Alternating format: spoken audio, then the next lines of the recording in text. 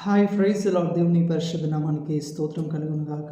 ఈరోజు దేవుని వాగ్దానము యోనా గ్రంథము 2వ అధ్యాయము 9వ వచనము.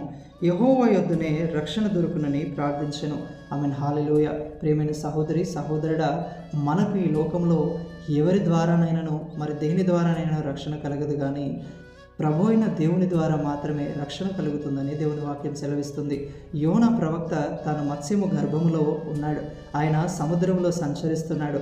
అది ఆయనను ఎక్కడికి తీసుకొని వెళ్తుందో, ఆ మత్స్యం ఎక్కడెక్కడ తిరుగుతుందో అక్కడెక్కడికి ఆయన వెళ్తూ ఉన్నాడు. పర్వత పునాదుల్లోనికి దిగుతూ ఉన్నాడు. ఆయన బయటికి రాకుండా భూమి గడియలు వేయబడి ఉన్నాయంట. సముద్రపు నాచు ఆయన తలకు చుట్టుకొని ఉందంట. సముద్రములోనికి మత్స్యము గర్భంలోనికి వెళ్ళిన ఒక వ్యక్తి బ్రతకడం సాధ్యమా? ఆయన బయటికి రావడం సాధ్యమా?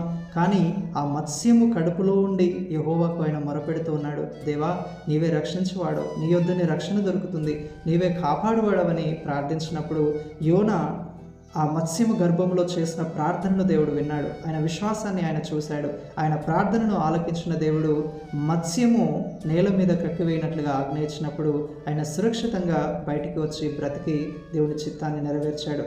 ఈరోజు నీ జీవితంలో కూడా నువ్వు శ్రమలో ఉన్నావేమో, బాధలో ఉన్నావేమో, భయముతో ఉన్నావేమో, నాకు ఒక సెక్యూర్ లైఫ్ లేదని నువ్వు బాధపడుతున్నావేమో, మనుషుల వలన, నీ పరిస్థితుల వలన, శోధన వలన నువ్వు కృంగిపోయి ఇన్సెక్యూర్గా ఫీల్ అవుతున్నావేమో, దేవునికి మొరపెట్టు, ఆయనకు ప్రార్థించు.